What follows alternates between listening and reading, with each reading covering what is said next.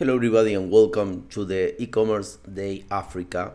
Today we are going to talk about e-commerce cross-border operations. Welcome to this presentation. My name is Sebastian Herrera and I'm very happy to be here with you. Here you can find my details. I'm the director of Price2B.com. Price2B.com is a company that we are offering solutions and services to other companies and people that want to become global sellers. If you're interested in our proposal and in my personal details, you can find it here on my LinkedIn.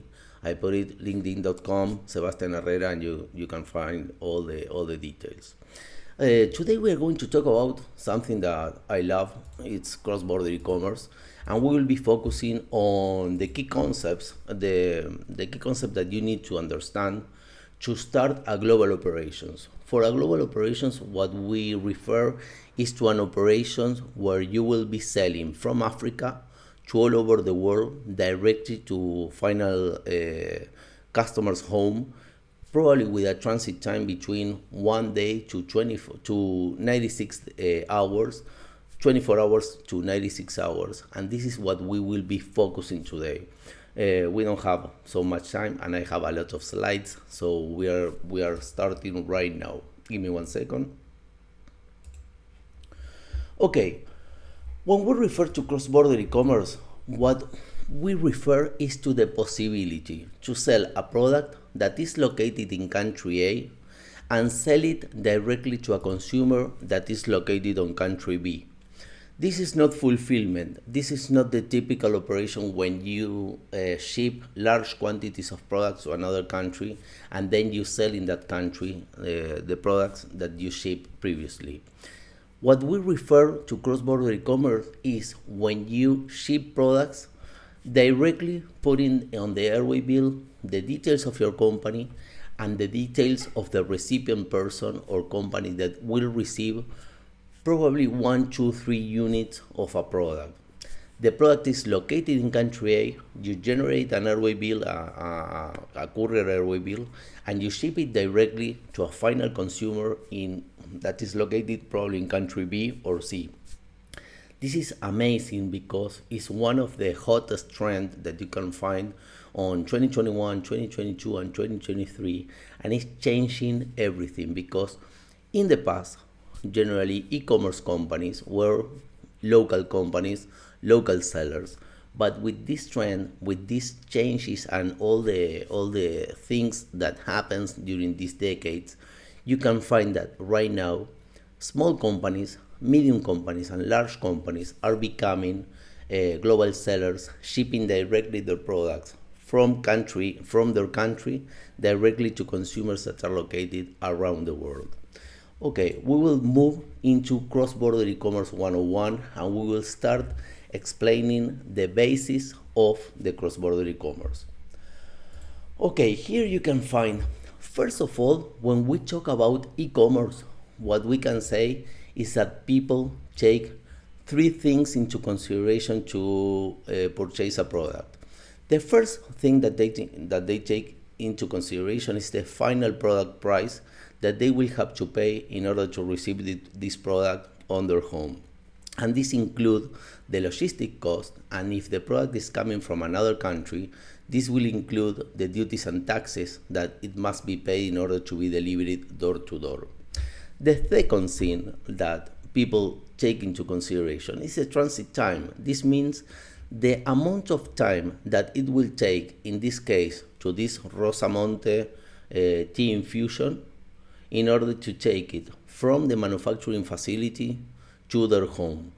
And finally, they will take into consideration the seller online prestige. And this means the number of positive reviews from previous buyers that you can find on marketplaces and you can find probably on Google reviews. This is very important because people, no matter if the product is located on their country or in another country, generally they will take these 3 things into consideration. Why for me it's crucial, this analysis of the purchase decision process? Mainly because when you check the international arena, you will find that products based on this cross-border situation that is happening right now, Products are competing in transit time and price with similar products that are located around the world. When we refer to transit times, we can find that services, domestic services and international express mail services, they are taking the same amount of hours to deliver a product locally or globally. Generally, it goes from 24 hours up to 96 hours. Regarding the price, it's a common situation to find that similar or equal products around the world have different prices. I will show you an example about this, but let me say that this is a great opportunity when you find this price arbitration process. It's a great opportunity for global sellers, and of course it's a threat for local sellers. Taking into consideration this Rosamonte Team Fusion that I previously displayed, you can see that the local price in Argentina in 2021 for this Team Fusion variant, it was $3. When we take into consideration the price that people were paying in the US, this screen capture is from Walmart. They were paying more than $18. Generally, in Argentina in 2021, a large seller can find courier service comprising a service that will deliver the product probably in 2 days in the US for $11. And when we take into consideration the duties and taxes, this type of Team Fusion, they were not paying duties and taxes to enter in the US.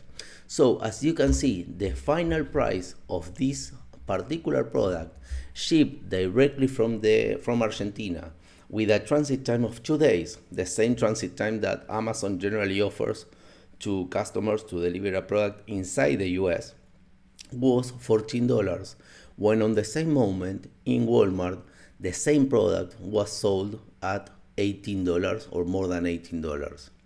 This is an amazing thing that is happening right now regarding cross-border operations. Why? Because you can see that the transit time is the same that the transit time that local packages are taking in order to be delivered in a particular home. And as you can see, same type of product or similar products have different prices regarding the market where you can find that product. This gives you the chance to generate price arbitration between markets, and this is the bread and butter of the operations in e-commerce, because this is the type of things that you must perform. This is the type of things that you have to do when you start selling globally. You have to find products that are available in a particular country with a lower price compared of the amount that people in another country is paying for similar or equal type of products. This is the basis of international commerce, and of course it applies obviously to cross-border e-commerce too. No?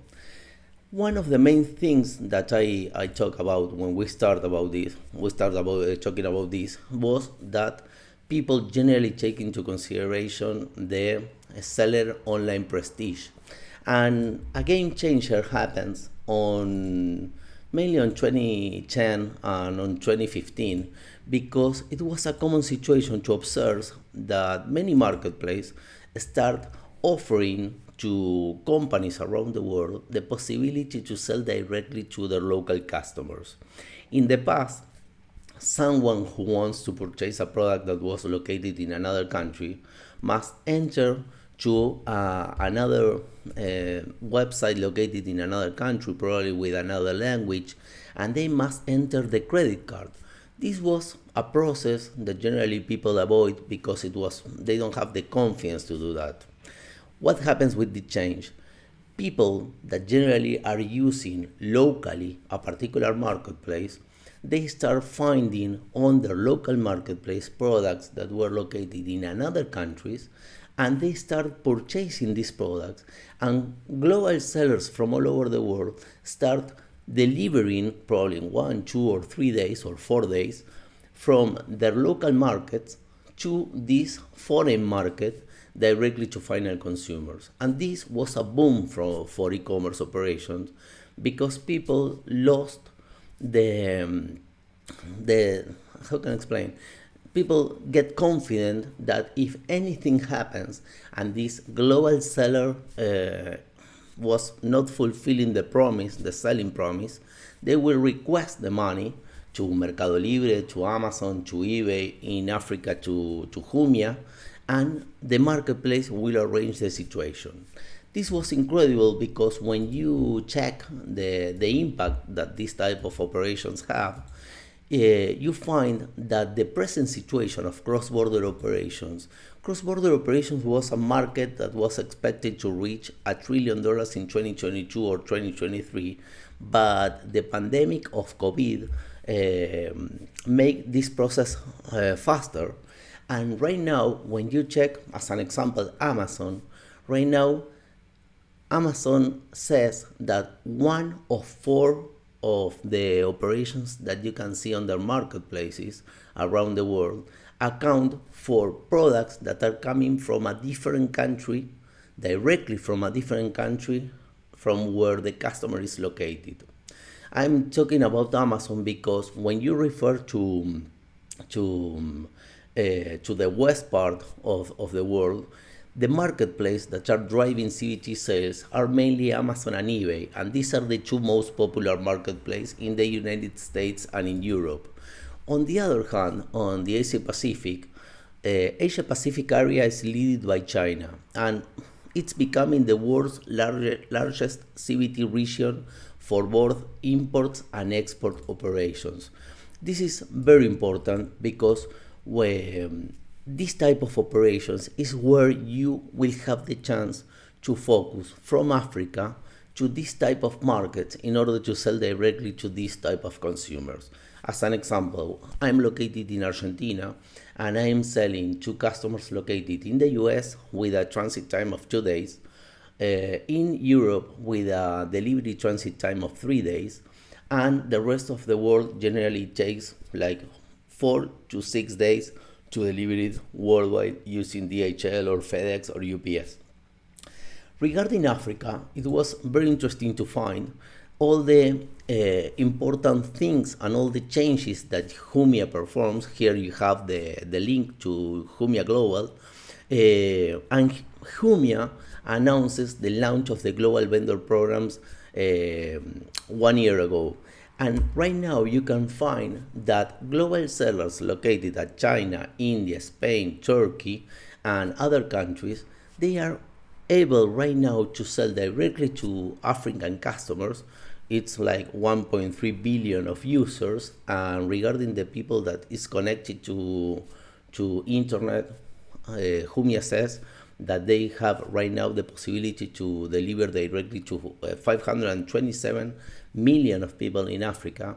And this is the situation that you can find on cross-border operations regarding the African continent.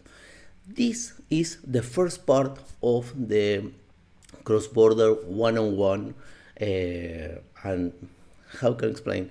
It's like the analysis that you have to take into consideration to start your operations. And when we refer to your operations, is to start your operations to transform your company from a local company that probably is selling on Jumia or probably selling with your own website to become a global company that have a presence in different marketplaces, as an example in the West, in Amazon, on eBay, in Amazon Europe, and even you have the chance to develop your own website covering different countries and selling directly, offering people around the world the possibility to deliver in 1, 2, or 3 or 4 days directly to their homes. This is what we are going to talk about right now, and I will talk about business model, international, cross-border, e-commerce, and the business model that you can find. And then we will talk about international logistics and all the things that you need to know in order to start an international operation.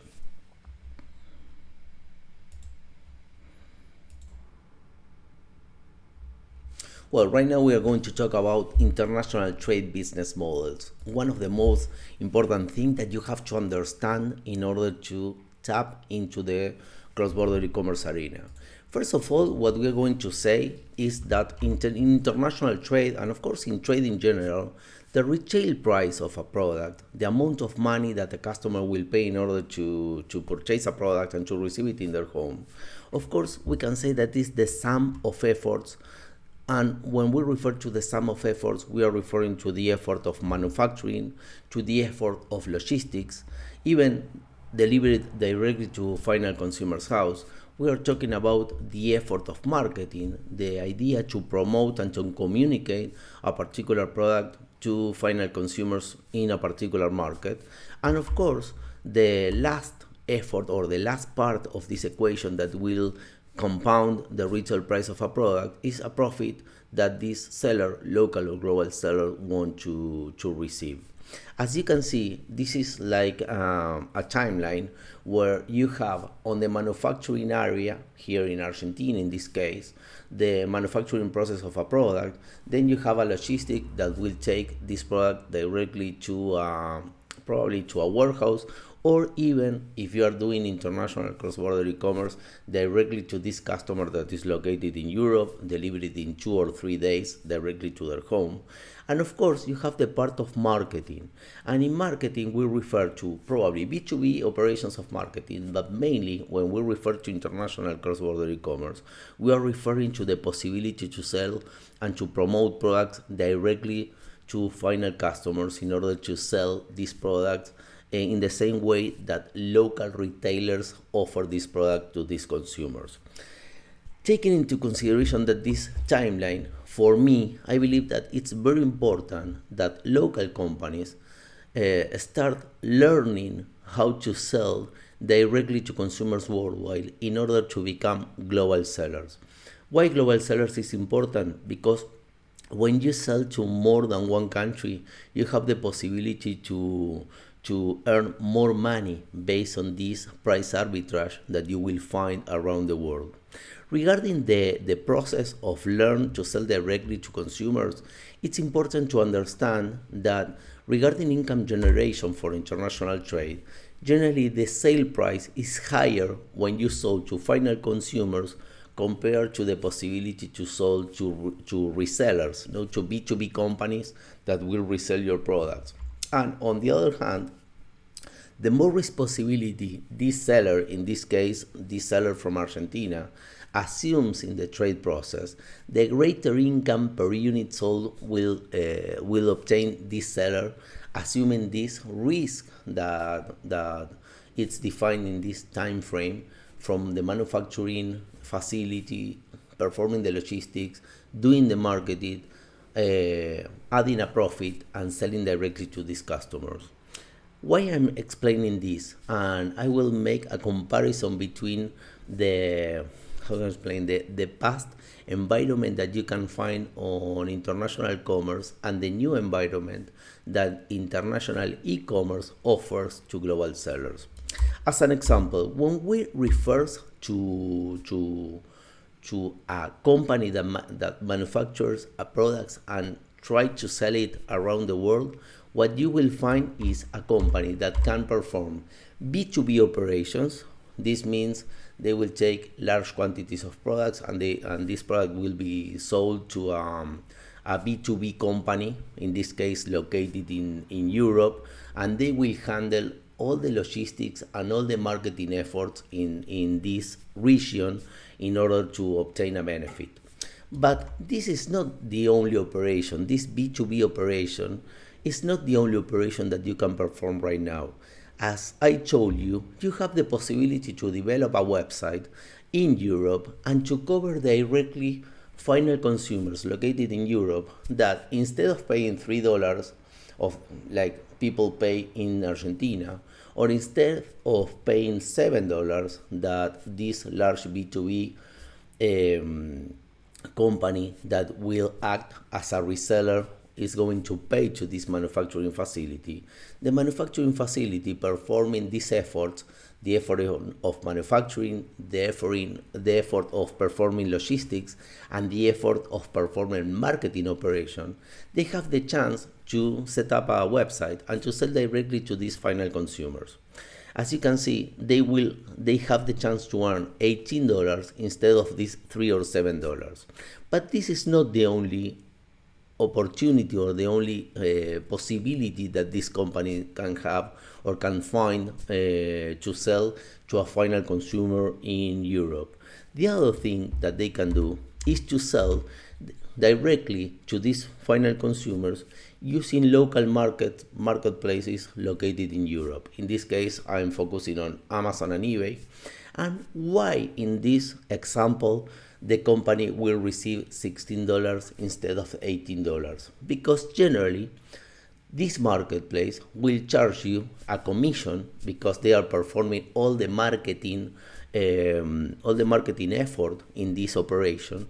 They generally will charge you a commission that can range between 10 and 15% generally, and this is the amount of money that the marketplace will take for this marketing effort that they are performing, and you will receive $16 for this operation that assumes that you will manufacture or purchase locally the product and you will send it directly to the final customers with a transit time of 2 or 3 days to any place in Europe. No?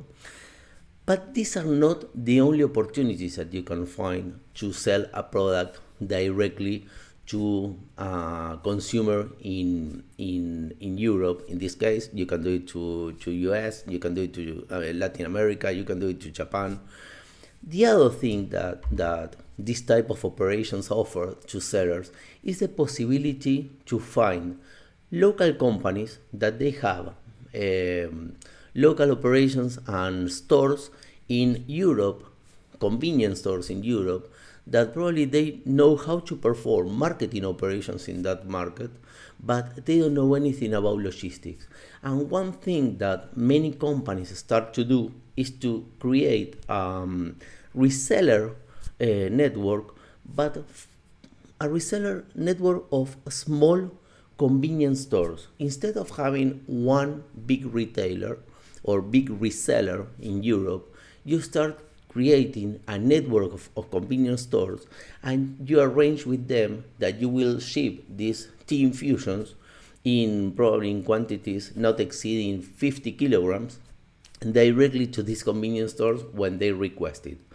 These are the 3 types of operations that e-commerce and global e-commerce are offering compared to the past, when generally manufacturing facilities around the world sell large quantities of products to large resellers around the world that they will perform the domestic logistic, delivery, and all the marketing operations in that market.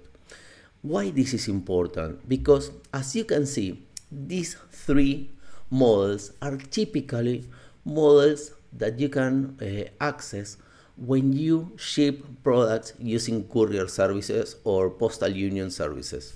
Why? Because you don't need to be an importer or exporter in your country. The recipient, in this case in Europe, they don't need to be an importer or exporter in Europe. All the processes facilitated by these courier companies, and this gives you the chance to develop new business models in order to generate a large penetration of your portfolio of products in a particular country or in a particular region. Let me show you an example of this. Give me 1 second and I will put it large so you can see it. Generally, companies in the past, they went to international fair trades in order to find distributors in a particular market. It's a common situation to find distributors that probably they can have, give me 1 second, they can have a headquarters in a particular country in Europe. They operate convenience stores. In this example, I take a company that operates convenience stores in France, UK, and Nordic countries, and then they operate all Europe through an online operation. In the past, generally, a company that attends to a fair trade, generally they will try to offer these companies headquartered in France the possibility to acquire large quantities of products. But taking into consideration, give me 1 second, I will show you once again these 4 models. Taking into consideration that you have the chance not only to ship large quantities of products, you have the chance to ship to convenience stores small quantities, to ship directly using marketplace to a particular consumer in all Europe and deliver it door to door, and to create a website and sell directly to this customer. In this case, you have the chance to offer this distributor that have convenience stores operation, online operations, and physical operations the possibility to offer the product that they are very interested in large quantities using B2B operations.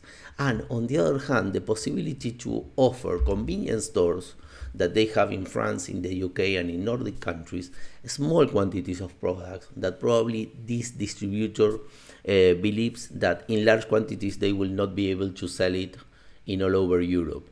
So as you can see, you have the chance to obtain a large sale of your the best product that you are offering to this market, but the possibility to sell other products from your portfolio in smaller quantities using the convenience stores of this large company, that this large distributor that you can find in Europe.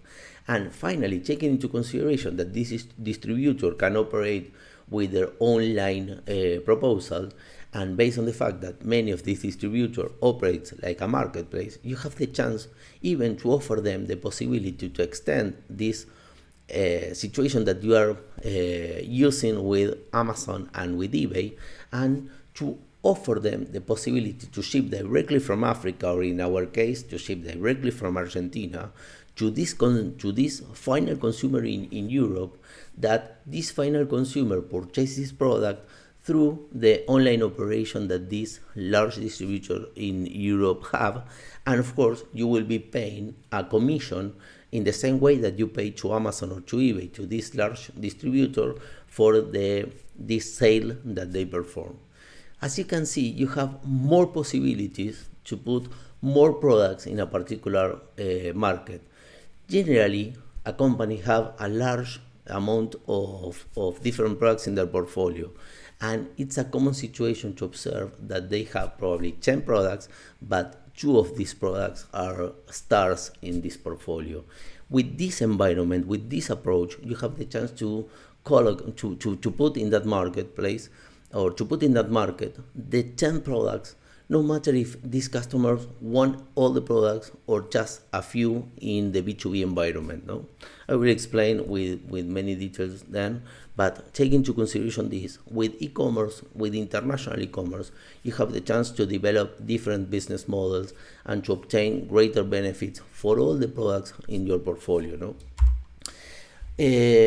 I will explain this part of the sales model because it's very important to understand the amount of money that you will be earning in this particular examples that I'm facing you.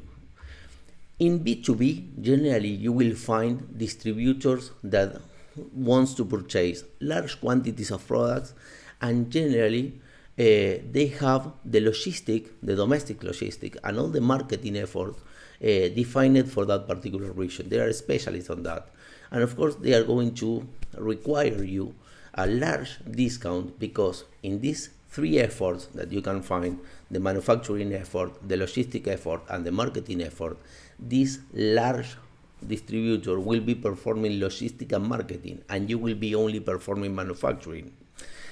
In the second model, you can find B2B companies with delivery in convenience stores model, where you will find that this type of buyers have the last mile resolved regarding marketing efforts, but they don't know anything about manufacturing, and they don't know anything generally about international logistics.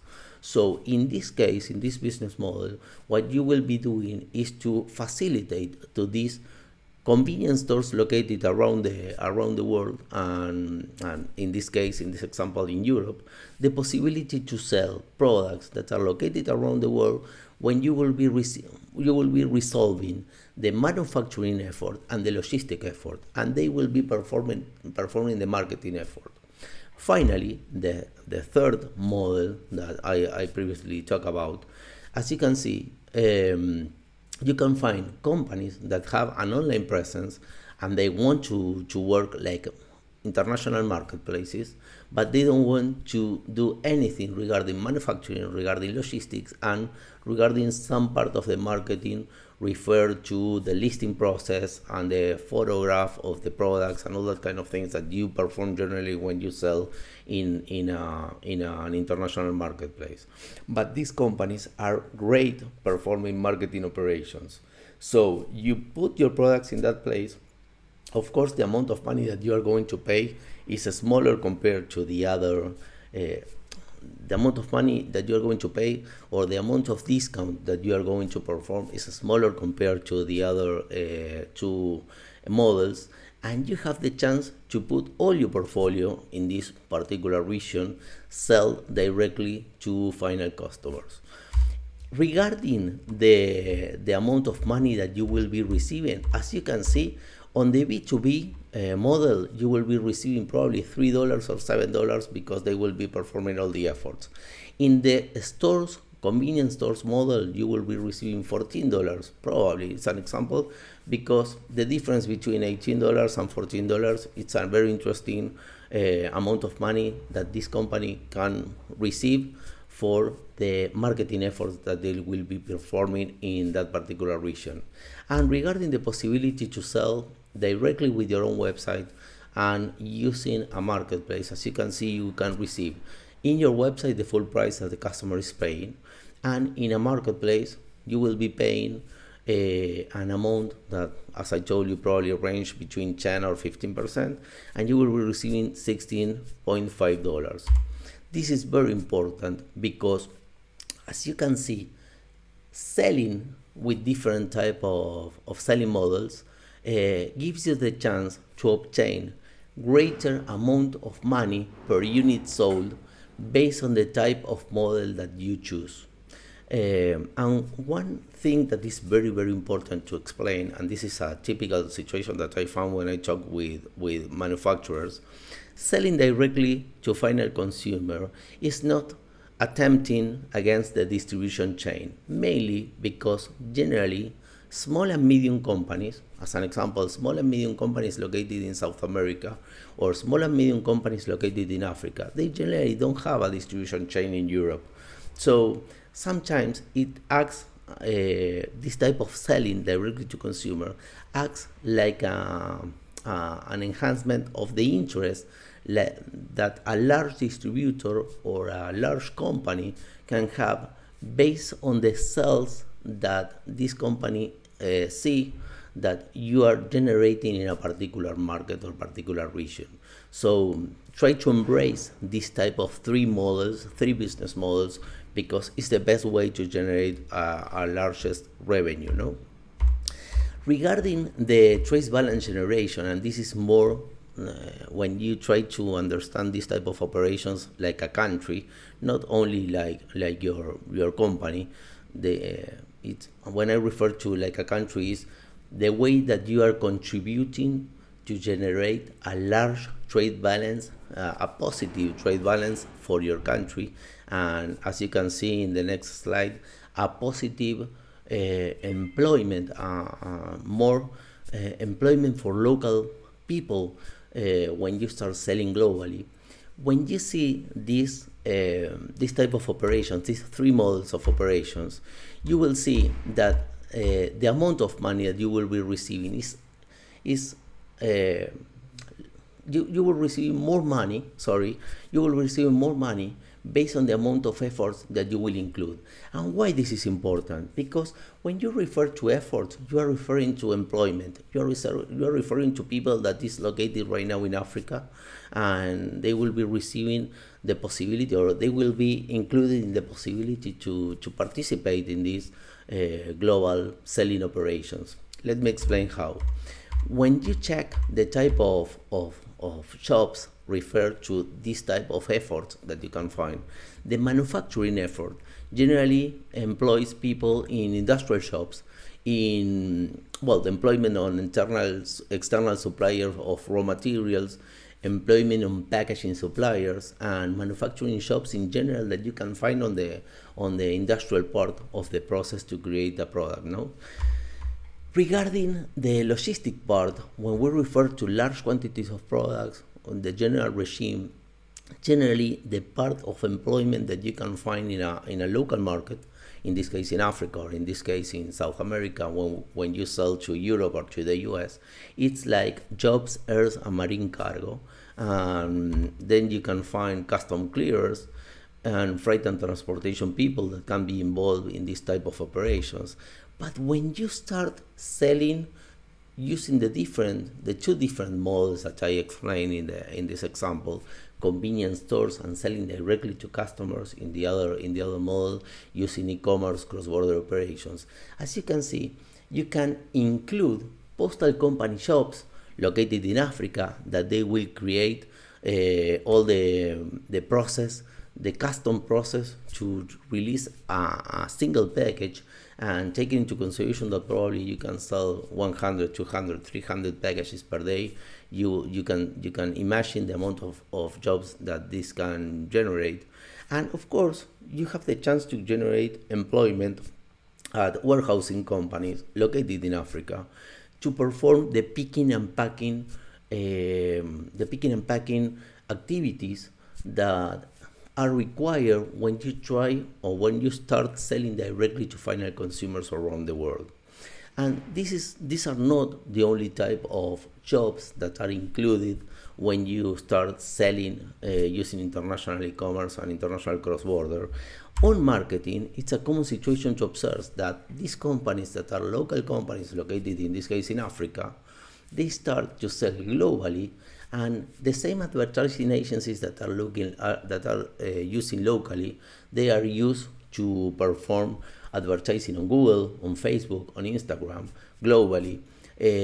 People that are working on graphic designs, they start performing art pieces for different languages. You will find that the requirements for programming, for translation, for videos and photo editing, based on the fact that you are probably selling in 4, 5, 6 countries with 2 or 3 different languages, then you will find that you will have to hire people for customer service, and probably you will need to hire people that manage not only the local language, the language of the market that you are tapping into, and of course, among others, activities that you will find that you have to cover when you start selling directly to consumers that are located in another region, with another language, with another currency.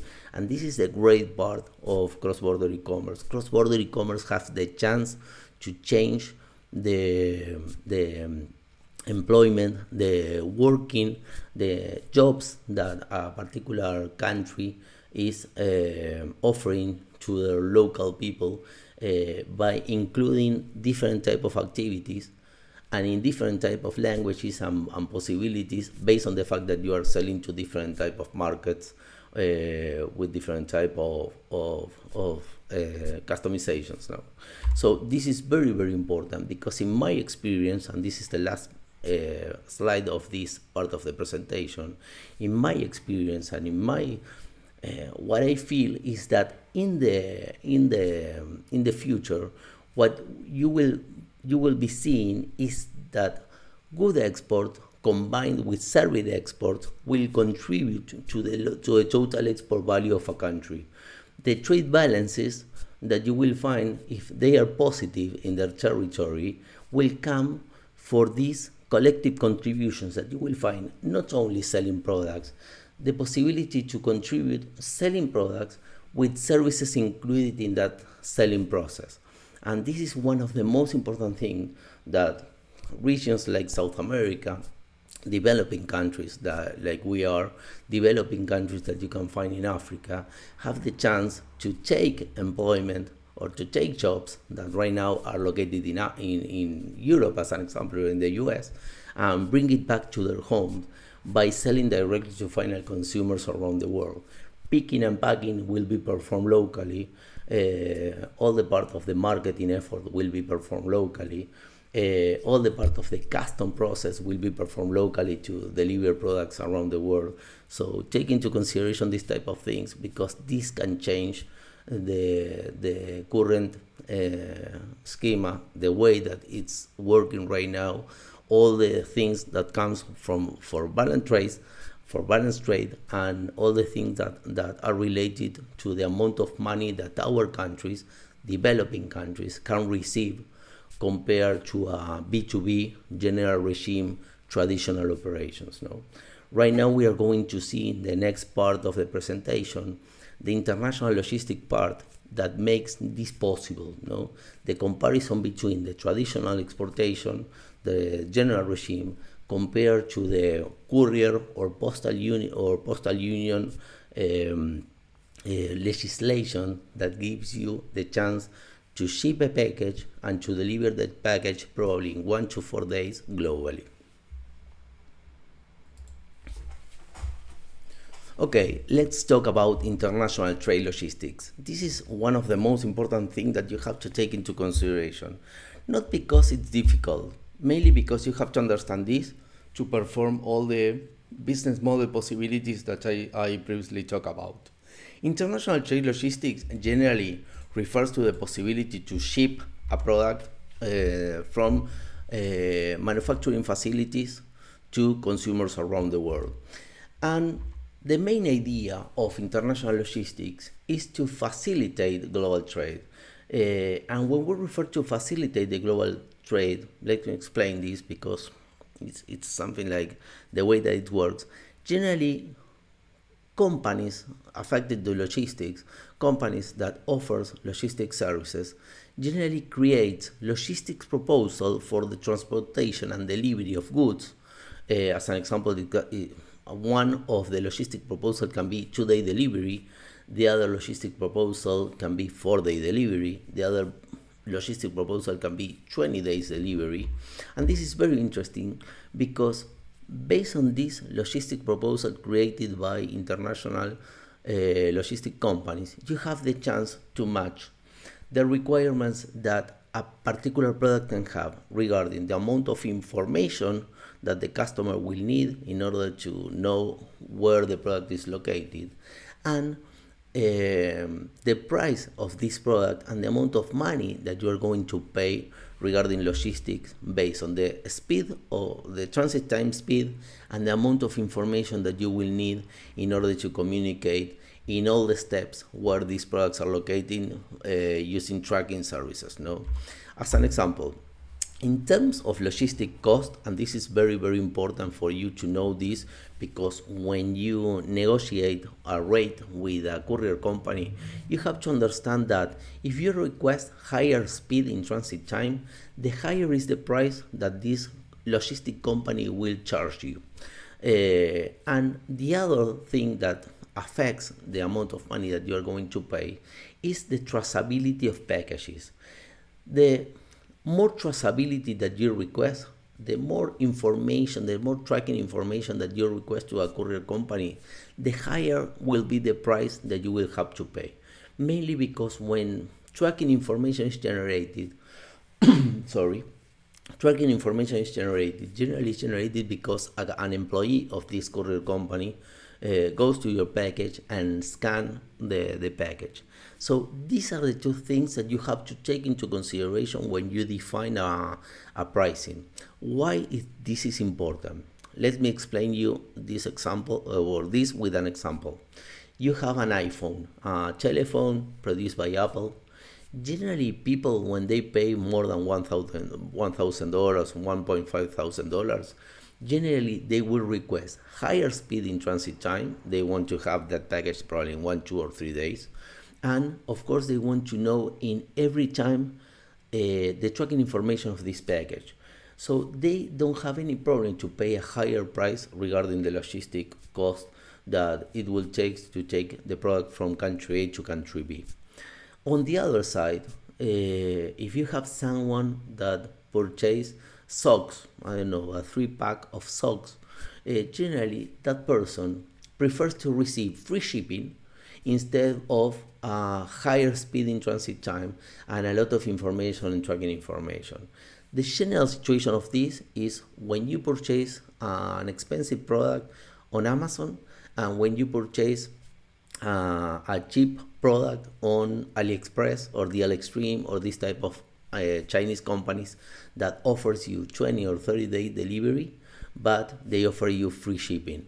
This is very important to define the type of logistic that the portfolio of products that comprises, the products that comprises the portfolio of your company will require to obtain the greatest sales in a particular consumer. No one is going to, in a particular consumer group, no one is going to pay $30 on shipping, on logistic cost for a pair of socks, and everyone is going to pay with no problem $30 to receive an iPhone in 2 days with a lot of tracking information. On the other hand, we covered this previously, when you are a global seller, do you remember that we have a time frame? When you are a global seller, the more Incoterms, the more activities on this time frame you cover, the greater income per unit sold you will get. And this is very, very important because this will give you the chance not only to obtain more benefits, this will give you the chance to create more employment in your country. This is what we talked in the previous slides. This is a typical B2B operations. You will find a manufacturing facility in country A, Argentina, and then you will have a large distributor in country B. As you can see, generally this type of operations goes using maritime operations, sometimes air operations, but this type of air operations are more related to products that have a higher cost. But generally is a maritime operation so that you can find. And the characteristics that this type of B2B operations display is that generally you will have 2 or more companies involved, one in origin and the other in destination with custom registration. By this we mean importer and exporter number in both countries. And at a logistical level, it's important to understand that several logistics actors are involved. So generally, the tracking information of goods is not so good. It's a little bit precarious because many companies will be performing different type of operations, and that operations, these different companies providing these operations and informing this operation to a centralized place will be not so accurate compared to courier companies. No, generally when we refer to transit time of B2B operations and large quantities of products, generally it takes 7 to 15 days if you are shipping by air, up to 90 days or 120 days by maritime operations. No, the storage charges are displayed in different transit stages. You will pay storage charges probably in the port of origin. You will pay storage charges in the destination or in destination port, and duties and taxes are paid based on the harmonized tariff code that you can find on each country. That defines the amount of money that you will be paying to import a particular product to a particular location. No? Tariff and non-tariff barriers are applied to these B2B operations. Prohibitions and interventions will apply to this type of import operations to a particular country. And finally, free trade agreements apply to this type of logistic system or this type of selling, and how to explain this type of regulations and legislation to process the import of a particular good in large quantities to a particular country.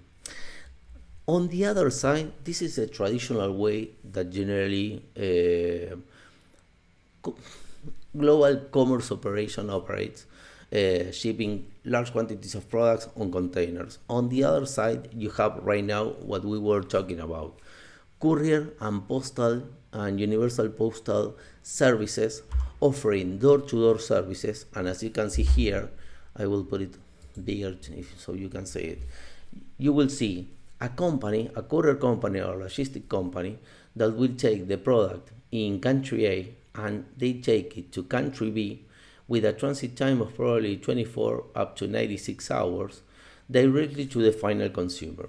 This is very interesting because when you take into consideration the characteristic of a cross-border e-commerce using a cross-border e-commerce operation using this type of services, you will find that natural or legal persons will be able to import products. Why? Mainly because they don't need to have a customs registration number in each country.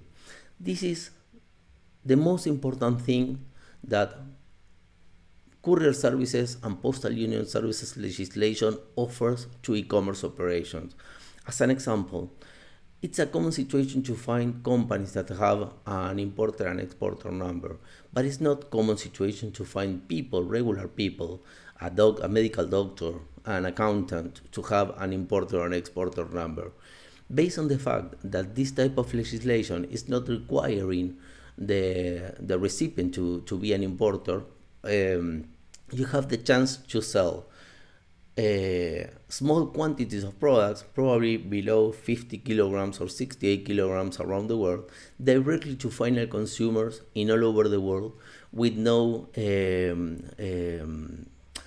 custom barriers.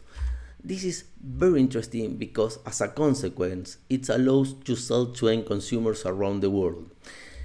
When we talk about the characteristics of this cross-border e-commerce, you will find that at the customs and logistic level, a single actor will manage all the logistics. I will put it bigger so you can see it.